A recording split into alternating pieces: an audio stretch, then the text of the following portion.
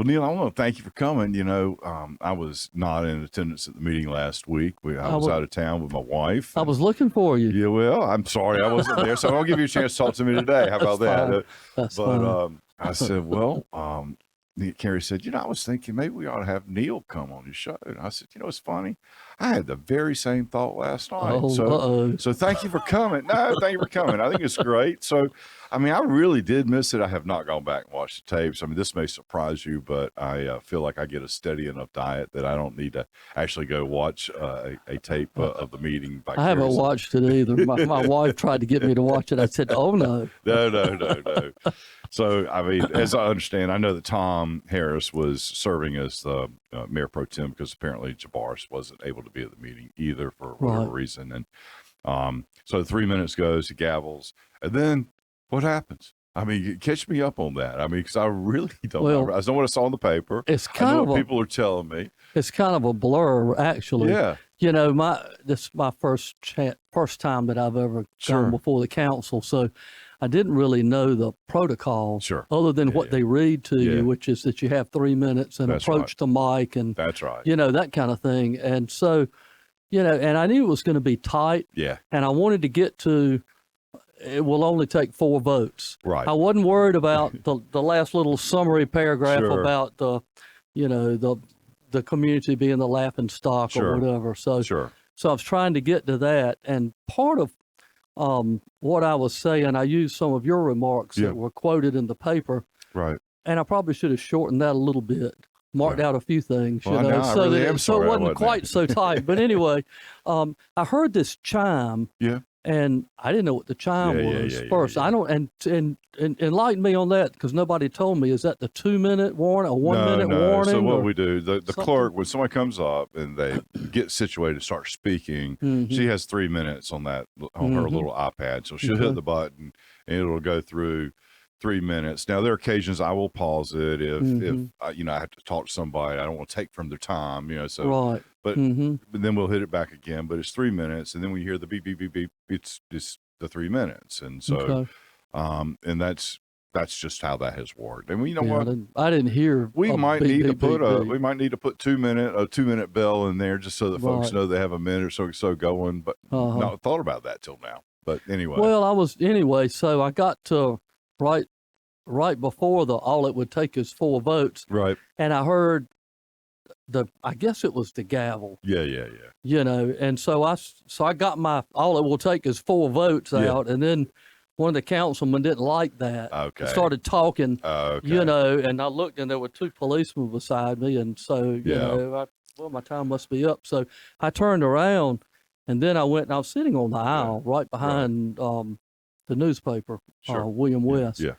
And so I sat down. Yeah. And I never raised my voice or anything. We got out of line, and I heard councilman say something, and I think somebody said he told them that I would have to be removed. So they came over and stood by me and said, "You've got to leave." And I said, "What? Really? Why about, okay, that's fine." Okay. And I thought, well, this is great. It's just the icing on the cake. But these ladies were sitting there beside me, and they said, "Well, why does he have to leave? He didn't, do anything." And so I don't know that a lot of people even know that there's a rule that you have to leave if you don't talk over somebody or. There's some discretion of whoever is chairing the meeting, and typically that's me, right? And so the rule of thumb that I have used is if you're disrupting the meeting, in other words, and you're screaming, going over time, that happens a lot, try to be respectful. If there's an extra little 15 seconds, nobody's trying to push out, at least as far as I'm concerned. Right.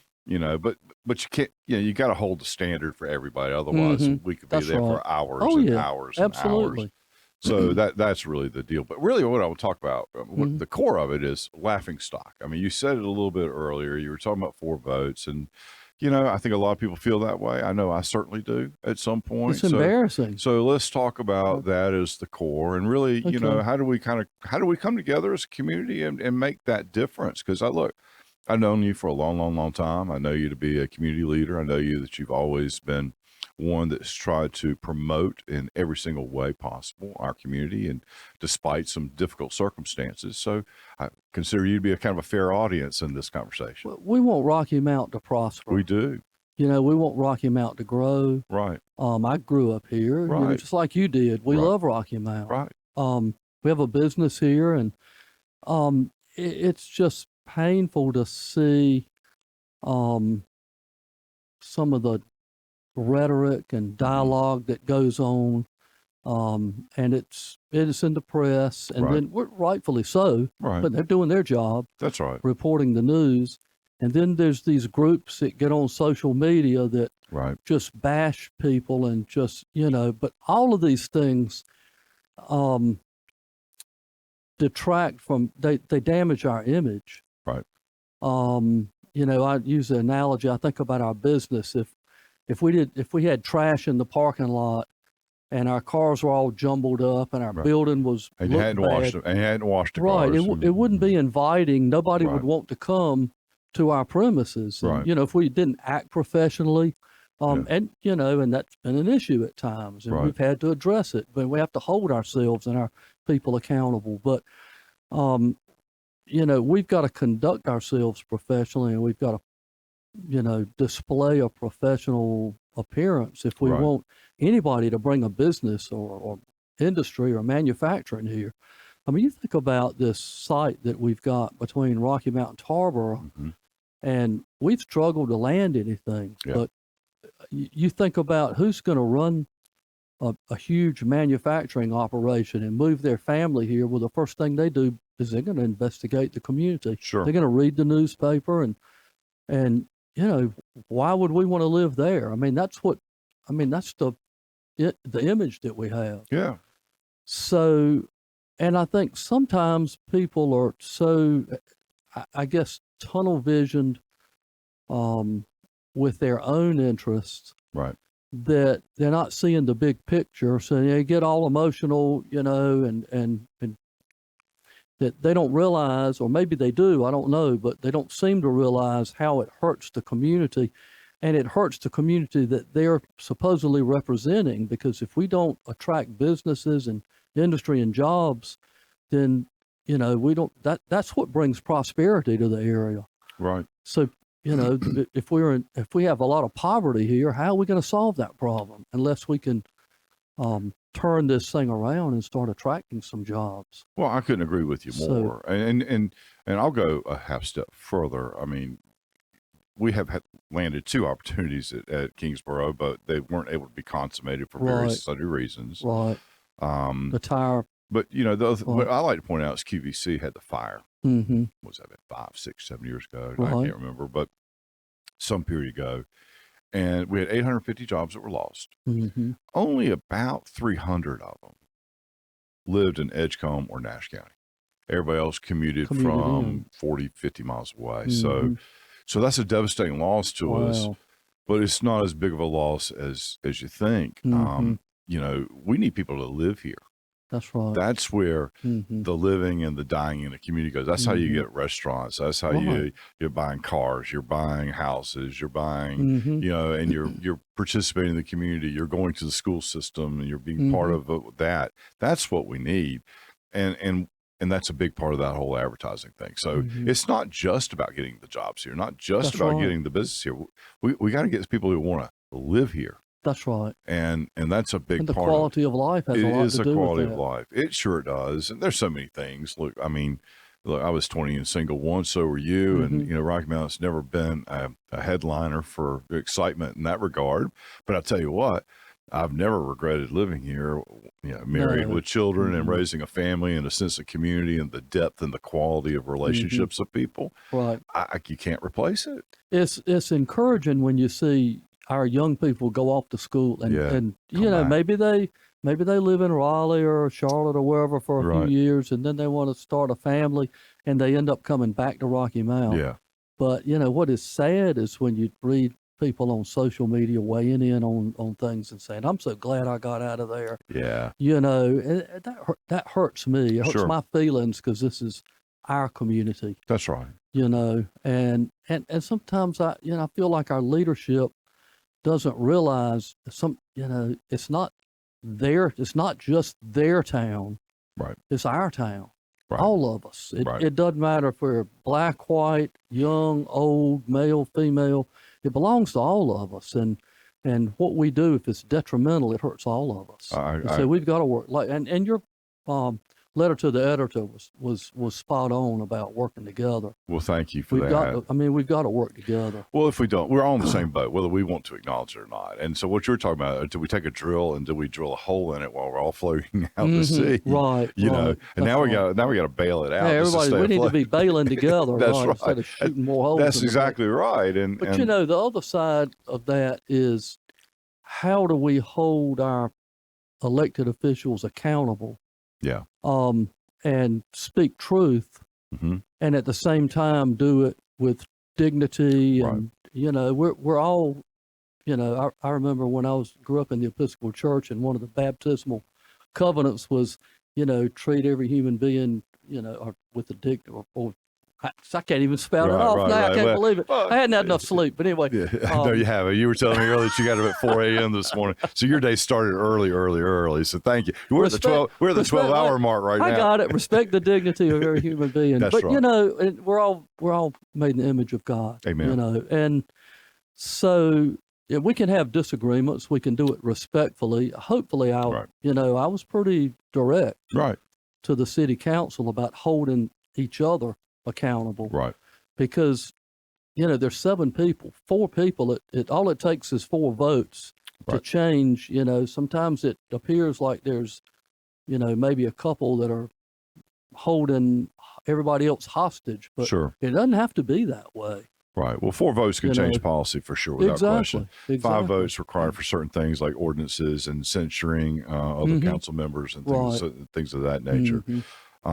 And you're right. It's a fine line of balance, right? So everybody should have the opportunity to speak. And I certainly don't have any problem. You have no idea how many people have gone on that podium and have called me names for lots of reasons. And I've never had a single councilman ever say point of order. So, you know, and I don't feel like I can just gavel somebody down because they're fussing at me, right? Right. It's part of the job. But and you should be able to do that. And there's nothing wrong with that, as long as it's not mean-spirited. You're not trying to cause a disruption or disorderly. The same is true if you're elected. I mean, you're elected to represent folks, and you should be able to speak. And so, you know, at least when I'm sitting up there trying to manage the meeting, which is a lot harder than you might imagine. I can imagine. Because you don't really know who's going to say what, when, or how. You know, to just try to keep it in between the canals, as my dad used to say. You know, but everybody should have that right to speak. How do you do it respectfully? How do you do it in a way that is beneficial and advances the cause of the community? And I think we all agree that we want great schools. I think we all agree that we want prosperity. We want good jobs. I think we all agree that we want our community to look the best and be the best. And that's right. When I talk to people, I've never had anybody say, no, I don't see it that way at all. Now, we fight about how to get there. Right. That's right. You know, and that's okay. But you're right. You know, when you look on social, at least when I look on social media, I don't get the sense that we've at least defined, just call it the 5 things we're trying to be. I mean, I don't know the answer. So I was hoping you had a good, snappy, quick comeback here. If any of us had the answer, it would have been done, right? Fix, would we? You're right. Well, look, I have a lot of faith in Rocky Mount, though. And I will say that we've had some real challenges. We've been deceived. We've, you know, there's a lot of misinformation out there. And there's just a huge confidence gap right now, too. And I recognize that. And I think that's maybe part of the core of the challenge that we're talking about right now, which you see the disconnect in social media and how people feel and what's happening. People feel powerless. That's right. You know, they feel like they've been, well, like you said, deceived. Sure. Yeah. Well, we have. I mean, we were, and council included. And I'm not saying they're not motivations in different directions, you know, for each council person in terms of a different direction where they want to go. But that's different than, you know, I'm trying to deceive. And so, you know, I can actually absolutely honestly tell you, LGC is governing our budget. There is no fluff. There is no opportunity for anything different. I am convinced, I'm pretty sure that when they do the audit, we'll be on the watch list or whatever they call that. And frankly, I see that as a good thing. So they're doing an audit. The Oh, we LGC. always do an audit, Yeah. and we submit it. And then they Mhm. run basically a formulaic approach to where do we rank with other cities. Basically like your bank would when you go trying to get a floor plan or you're trying to get a loan. What's the loan to value? What's the whatever the measure is we're using? Right. Do they have enough cash? Yeah. So they'll do the same thing for us. The audit was submitted. Gosh, somebody's going to fact check me on this. Recently, I'll just say recently. There you go. We were a little bit late on getting the timeline done right. We missed our own goal, but we've gotten to the LGC. I think they usually in August will go take every single one of these from every city, municipality, and county government that has filed one, and they'll run a scoring system, and they'll say, okay, well, these are on the watch list. That's what they call it. And so that there is no arbitrary number. It's not like the top 10% or top 20% or bottom or however. It's just if you're not hitting that. I'm pretty sure we're going to end up on the watch list at least for a year, and I think that's probably a good thing. I mean, it really it makes it more difficult for the city to do things that they need to do. But given where we are with that lack of confidence with the citizenry and with local government, I believe that it's important that folks know that there is going to be that oversight. There has been that oversight. We certainly can't borrow any money. We can talk about Senate Bill 1076 if you like. I think that was a bad bill. I don't think it achieves anything that perhaps it was advertised to achieve, but we could go down that road later. But the point is, we have governance. There is a lot of oversight, but it really comes down to who do we vote for, and how do we show up in the elections. We do an off-cycle election. The most votes I've known in my lifetime, 9,000 votes, and that was the first year I ran for mayor. And since then, and before then, about 5,000 votes in a town of 54,000 people. Well, that's not the engagement that you need. Yeah, it's not representing, I don't think, the total or the overall opinion necessarily of the city itself. Some wards I've seen votes counts as low as 130, and I've seen some as high as 1,500. And that's kind of all over the board too. But I think this is a good time to advertise, and I try to just get out and vote. Just get out and vote for whoever you want to, but do it. And I know it's weird. It's like October and the off year, and nothing else is on the ballot, but it matters.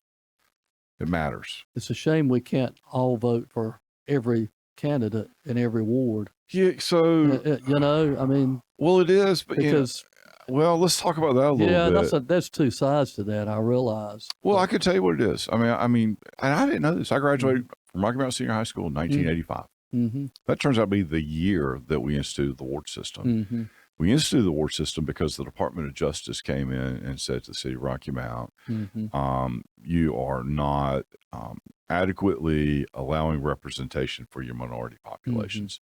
And the ward system's good. Can be. Yeah, sure. I mean, it's sure. But anyway, that was however, that was not being able to, the whole city not being able to vote for each candidate in each ward. I would probably do it differently, but it's important. I think it's important for folks to go back at least to understand the history of that. That wasn't just something that was just arbitrary. And I'm not sure it's something that we can just arbitrarily change. I'm not even sure the General Assembly can do it without some sort of test of the courts, because it was a federal decision that was rendered to us, and they gave us an opportunity to decide what that ward system was going to look like. And I went back and actually read the minutes. And well, here's the embarrassing part. I mean, I was 18 years old in 1985. I don't remember any of this until I went back and actually read it. So the ward system is here because of federal intervention, because we were not representing minority populations in a way that was consistent with how federal law was interpreted at that time. Right. That's fine. Well, I mean, it's important for folks to know. Now, do I think there's a better system out there? Would I choose something different? Yeah, I think I would. I'd try to find something that's a little more balanced, or I don't know what I mean. I'm just spitballing here. I don't maybe even know